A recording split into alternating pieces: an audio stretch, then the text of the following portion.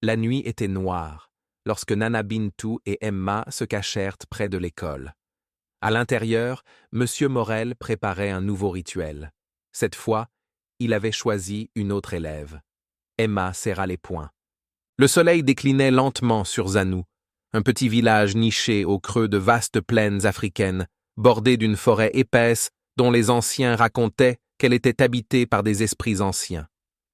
À cette heure-ci, les femmes revenaient des champs, portant sur leurs têtes des paniers remplis d'ignames et de mil. Les enfants couraient dans les ruelles de terre battue, leur rire résonnant entre les cases aux toits de chaume. Parmi eux, Emma, une jeune fille de 16 ans, marchait à pas rapides en direction de l'école du village. Elle serrait son cahier contre elle, le regard déterminé. Fille de tisserand modeste, elle savait que l'éducation était son seul moyen d'échapper à une vie de labeur. Depuis toute petite, elle rêvait de devenir médecin et d'apporter la guérison à son peuple. L'école était l'un des rares bâtiments en briques du village, un lieu de savoir et d'espoir. Pourtant, ces derniers mois, une étrange atmosphère y régnait. Des élèves, surtout des filles, tombaient malades sans raison apparente. D'abord, elles semblaient juste fatiguées, puis elles perdaient peu à peu leur énergie, jusqu'à devenir des ombres d'elles-mêmes. Ce matin-là, en entrant en classe, Emma trouva son amie Awa affalée sur sa table, le regard vide. « Awa, ça fait des jours que tu es comme ça. Tu veux que j'aille chercher un guérisseur ?» demanda Emma en posant une main sur son bras. Awa leva des yeux éteints vers elle. « Non, je vais bien.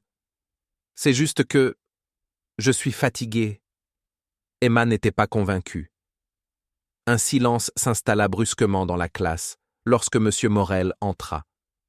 C'était un homme d'une quarantaine d'années, élancé, toujours vêtu d'une chemise impeccablement repassée.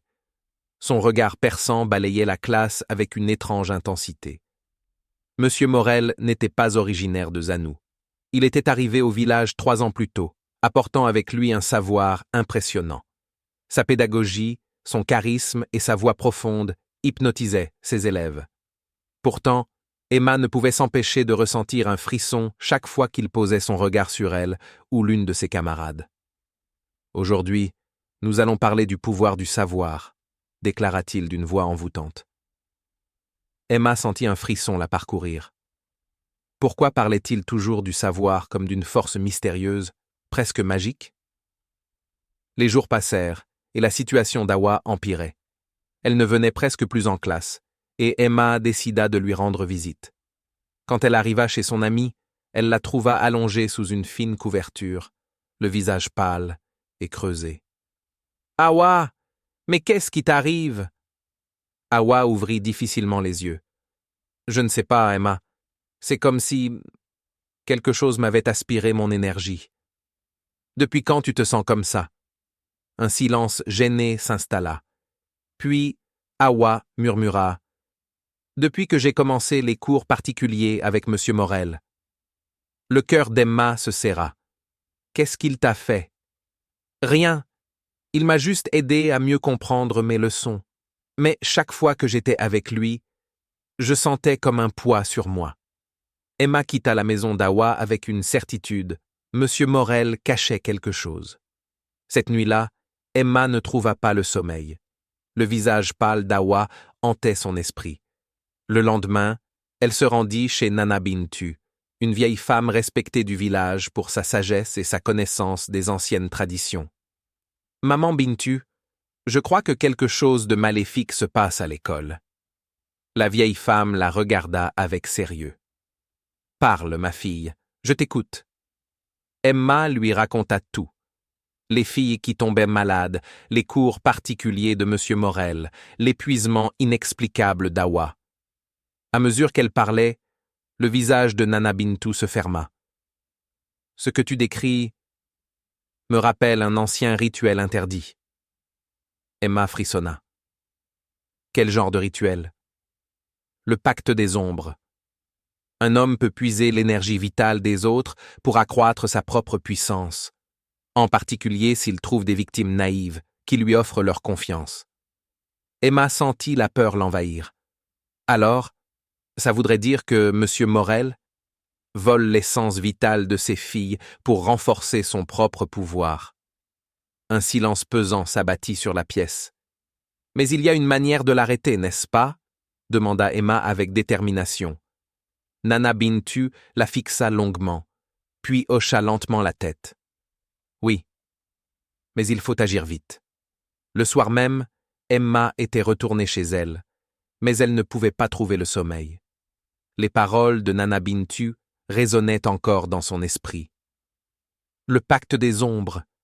Un homme peut voler l'essence vitale des autres pour accroître son propre pouvoir. Elle repensa à M. Morel, à son regard perçant, à son étrange manière de parler du savoir comme d'une force mystique. Emma savait que si elle voulait sauver Awa, elle devait découvrir comment M. Morel utilisait ce rituel interdit. Le lendemain soir, après la classe, Emma se cacha derrière l'un des grands baobabs près de l'école. Elle attendit que M. Morel pense que tout le monde était parti. Dans la salle de classe, il était seul. Emma l'observa à travers une petite ouverture dans le mur. Il sortit un livre ancien à la couverture de cuir noir, posé au fond de son bureau. Un grimoire. Puis, à voix basse, il récita une incantation. Soudain, la salle fut plongée dans une lumière trouble.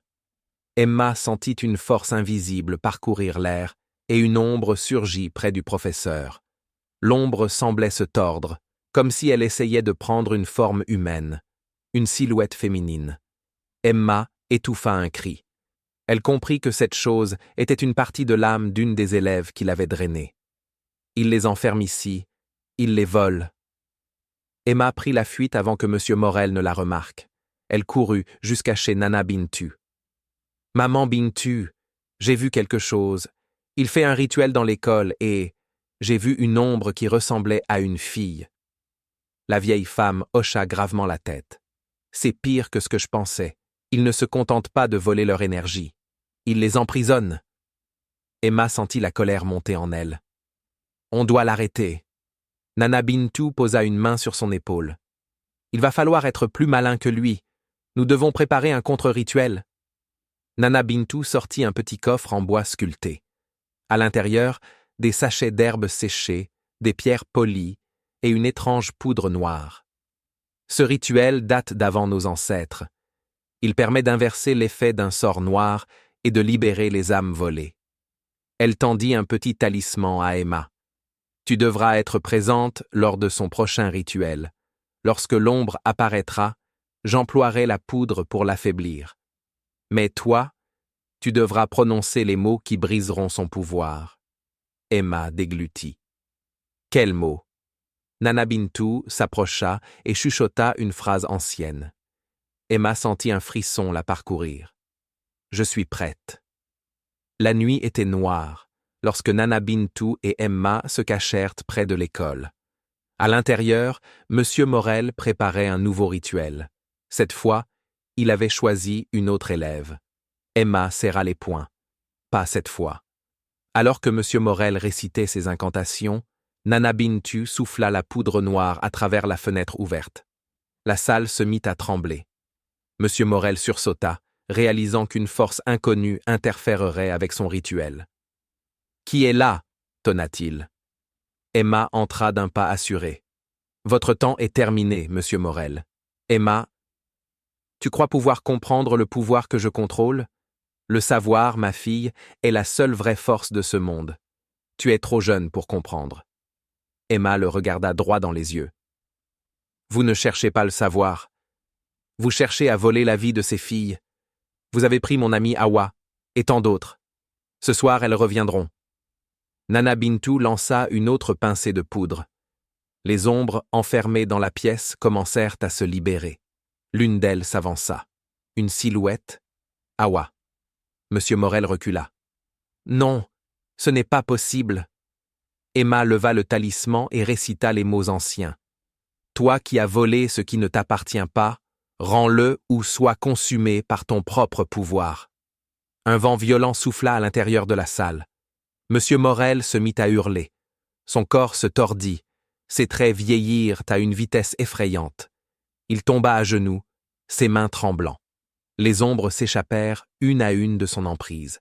Puis, dans un dernier cri, M. Morel s'effondra et ne se releva plus.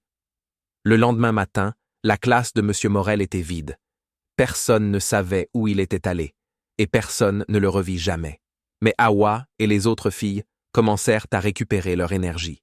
L'école, autrefois imprégnée d'une force sombre, retrouvait sa sérénité. Nana Bintou sourit à Emma. « Tu as fait preuve d'un grand courage. » Emma regarda son amie Hawa, qui lui souriait faiblement. « C'est terminé. Le mal se nourrit souvent de la naïveté et de la peur. Sachez en qui faire confiance, et ceux qui exploitent les autres finissent toujours par être consumés par leur propre avidité. » Merci de liker, de partager et de vous abonner.